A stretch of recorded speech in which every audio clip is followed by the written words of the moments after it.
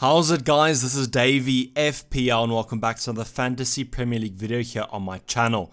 Now in this video we're going to be going over the Game Week 15 preview, not like usual. Unfortunately, due to the time constraints of a midweek fixture, I don't think that I was able to ask you guys for your questions over on Twitter. I could have, but I think I generally got the general consensus from the Game Week. I am recording this video during half-time of the United Aston Villa game, as well as the Leicester Everton game. So just keep that in mind. Not all the stats would have been updated.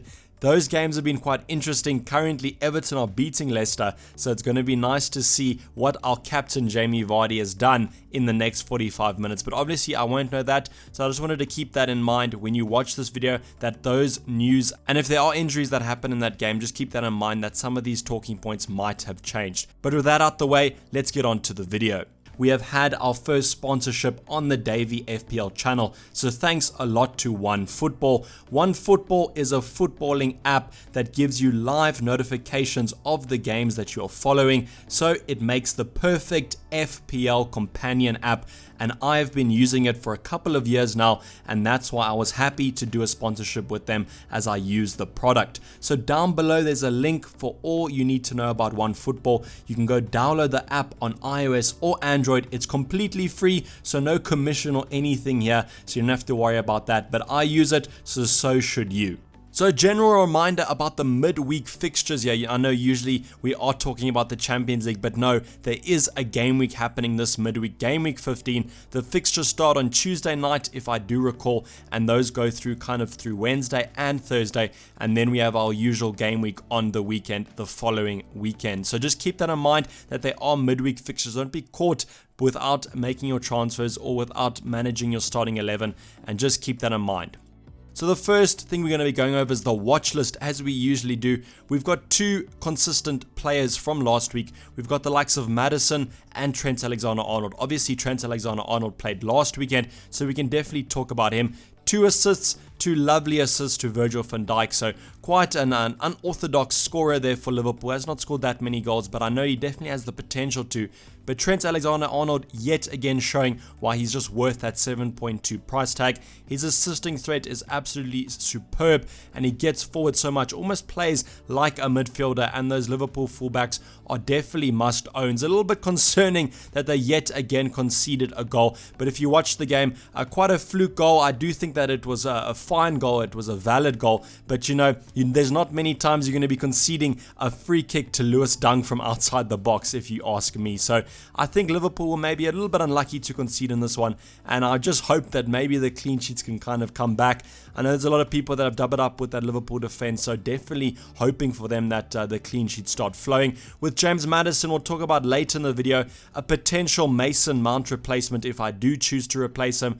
James Maddison with those lovely Leicester fixtures. I'm hoping that maybe we can see some resurgence at the end of this game against Everton, where they might come back and hopefully win that game, because I am captaining Jamie Vardy, as I said. But Maddison remains firmly on my radar, and definitely one that could come into my lineup come Game Week 15. And then lastly, Musset played earlier today, scored a lovely goal, and continues to be quite a threat for Sheffield United. Obviously, he is playing at centre forward, and he's only played 500 minutes, and yet he has scored 5 goals with 3 assists, and comes in at 5.1 million. Definitely was on my mind as a replacement for Tammy Abraham, but I opted for Danny Ings, but lots of people did opt for Musset, and the nice thing is he's so cheap that it allows us to spread those funds in midfield and defense if we want to. But these three are on my radar, and let me know down below who is on your watch list for this upcoming game week.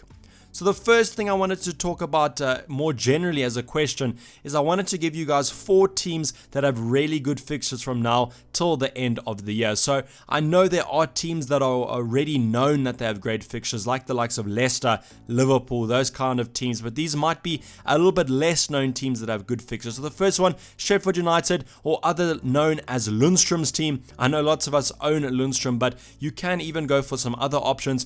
I know they did concede against Wolves, but I think that a lot of people were considering that a tough fixture, so I don't think we can hold too much against them. But with the upcoming fixtures, I definitely do think they're going to replicate some of the form they had early on in the season in terms of clean sheets, and they're going to be getting some defensive points. Even from an attacking point of view, you've seen the likes of Musset on my watch list. You can even opt for him. Newcastle United have also shown a resurgence in form. They drew with Man City yesterday, so quite an impressive victory if you ask me. But with Newcastle, they have some budget defenders that you could opt for, and even maybe some attackers, although I would lean maybe towards the defense a little bit more, as I don't trust the Newcastle attackers that much. A team that I definitely trust is Crystal Palace. We've seen Zaha score yesterday. Quite a lucky goal. I do think Pope could have done better on that one, but still, he managed to get the shot in, and you're not going to be arguing about FPL points at the end of the day. So the thing that really highlights for me is Crystal Palace's defense, and we'll touch on a key player I do think later on in the video. The last one is Southampton. I know, quite a weird one as they're not in the greatest of form, but I personally have brought in Danny Ings, and they do have some very nice, about 4 fixtures coming up. So these teams, if you want to kind of spread a little bit of funds and want to get a nice cheap budget enabler defender, I would definitely look at these 4, as their defenders usually are about that 4.5 below. Crystal Palace do have some premium options like the likes of Van Arnold, who you could also opt for, but you know, I wanted to throw 4 teams out here that I haven't really been heard mentioned that much, and I think that you definitely should be aiming your future transfers at. So the big question, and probably the main question that's everyone is going to be asking come Game Week 15 deadline, is the Spurs assets and whether to bring them in. So right now, Spurs have shown under Jose Mourinho that they are an attacking side. I don't think they are a defensive side right now. They seem to show a little bit of inconsistency and sloppiness towards the end of the game, which shows them losing their clean sheets quite late on, almost like Liverpool kind of, they are replicating each other. But I definitely think the Spurs attack, there is some definite potential in there that we should be looking at. So right now they have Man United away, then Burnley and Wolves away, and then followed by Chelsea at home. So my personal opinion for my own team is I'm not looking at bringing in a Spurs option right now. I just think that those fixtures are a little bit on the tougher side, and with my wildcard coming in around Game Week 18, I can kind of assess which option to go for, and then how Spurs are playing overall, and then make my decision come that wildcard. So if you don't own a wildcard, I can definitely see why you would be bringing in a Spurs option. They're going up in price, and you want to bring them in before they go up, and you can kind of take a punt right now as they are performing quite well. So my personal opinion is I'm going to be waiting, but I can definitely see the appeal in bringing them right now with these fixtures coming up. I think the fixtures are a lot better after Game Week 18, and I think that just because they've been scoring quite a couple goals, people are thinking that maybe let's jump on them right now, but I'm going to be a little bit more patient with this one and then take it from there. So if you were to go for 2 Spurs options, my 2 favorites are Heung-min Son and Dele Alli. There is the likes of Harry Kane, who I think is a good option, but I just think these 2 midfielders are a lot better. Couple of people have been bringing in Harry Kane, and I can understand why. He's almost the standout captaincy option if you want to go for them, and probably has the highest ceiling. But I just think right now they are a lot better forward options that you can bring in, and the midfielders, they're getting a little bit stale. A lot of the premium options aren't performing, so I can see the appeal in maybe downgrading a premium midfielder instead of having to disregard and attacking a forward who's performing for the likes of Harry Kane. So my 2 favorites, Heung-min Son and Dele Alli. I'm leaning a little bit more towards Dele Alli. Main reason being I think that he's going to be getting a lot more forward under Jose Mourinho, and he does come in quite a lot cheaper. So about 1.3 million is in it right now. Dele Alli had the price rise last night, so keep your eye on that one. But Heung-min Son is definitely a great option. Probably a lot more popular than Dele Alli just because he's been returning this entire season. As you can see, 4 goals, 8 assists for the South Korean forward. He has played more minutes than Dele Alli, but there could have been some injuries in that one. We never know, and it is a new manager, so we got to take it over the last 2 games, and they both have played about 90 minutes, so you definitely should be looking at these 2. As I said, personally, I favor Dele Alli, but I can definitely see the appeal in Heung-min Son, and to be honest, I don't think you can go wrong with getting either of these 2 midfielders in. Now the other question is Matt Ryan / Pope replacements, with Matt Ryan's fixtures increasing in difficulty as well as Nick Pope. Burnley's fixtures are quite nasty from now to the end of the year, so I can see a lot of people wanting to replace them. So I've highlighted 2 options, 2 of my personal favorites and 2 goalkeepers that I would be looking at if I was to replace them. The first one is Dean Henderson from Sheffield United. I spoke about their fixtures being quite good, and as you can see on screen, from about Game Week 15 to about Game Week 19, they do have some nice fixtures, but then they have 2 very bad ones, Man City away and Liverpool away, back to back. 2 5 rating difficulties there, but The thing is, with your keeper, you sometimes want them to be playing against a tougher opposition, as they'll be making a lot more save points. We've seen it with the likes of Matt Ryan and Nick Pope, where they do get those bonus points if they do make a lot of saves. But I think with those 5 fixtures before that, that's perfectly fine to bring in Dean Henderson. I think they'll be getting a lot of clean sheets. As I said, Sheffield United, stereotypically quite a defensively sure team, so you can't really go wrong with bringing him in. The other option that I have highlighted is Guaita. I hopefully am pronouncing that right.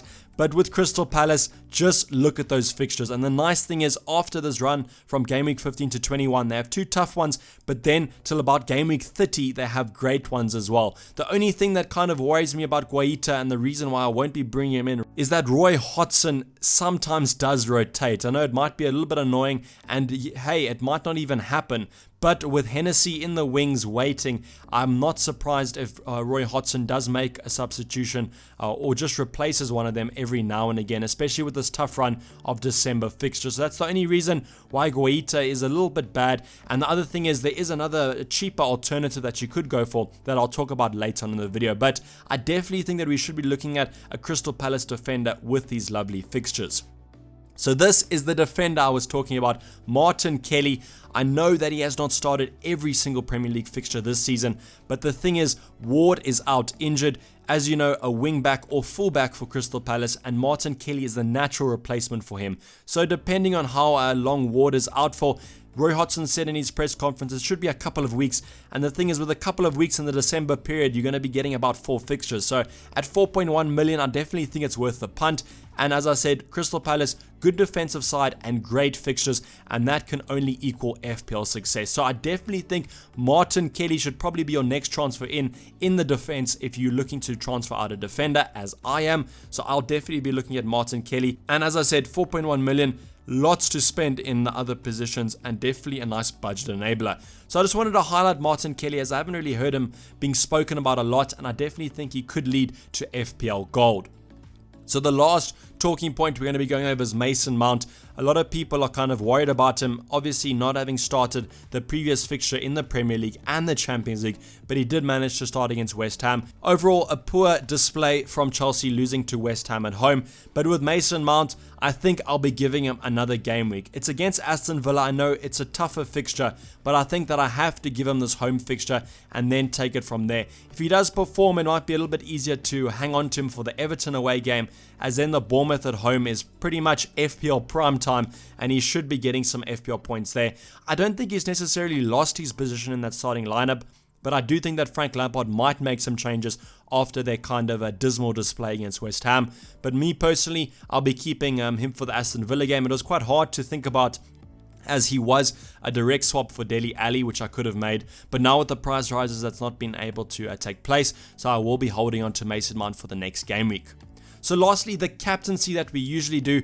We have 3 options here that I all think are great options, but there's definitely a standout option. I do think that if Leicester maybe lose today, it might be a little bit harder to trust Jamie Vardy. But against Watford at home, I don't think we can look past the Leicester striker. That is just simply too good of a fixture, considering the other players have a lot tougher fixtures. I do think that Jamie Vardy should be your captain this week.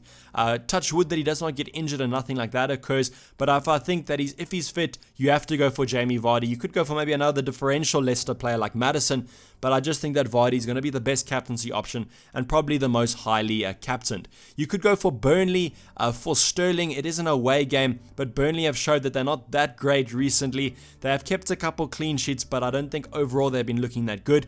And I do think Man City is going to have to start winning some games if they want to keep up with Liverpool. So I do think that Sterling is also a good option. And with Sadio Mane, he just loves a goal against Everton. It is a home fixture. Merseyside derby is always quite close, but if you want to take a little bit of a punt, you could maybe go for Mane. I know they were quite disappointing this past game week. The Brighton game wasn't as high scoring as I think a lot of us hoped, but I do think that he still remains a good captaincy option. But I think if you do own Jamie Vardy, you just have to captain him. So hopefully you've enjoyed this video. I know it's been quite a little bit of a rushed game week, as we only have about 2 days between. So hopefully you did, and please like it if you did, and subscribe if you're new or have not subscribed yet. We're nearing that 15k mark, which will be quite a nice milestone for the channel. But otherwise, stay tuned for the team selection, probably coming up in the next 24 hours. I know it's quite a quick transition, but that's just how we do it here over on Dayvy FPL. But I'm going to be signing off. This has been Dayvy FPL, and I'm out. Cheers. Bye.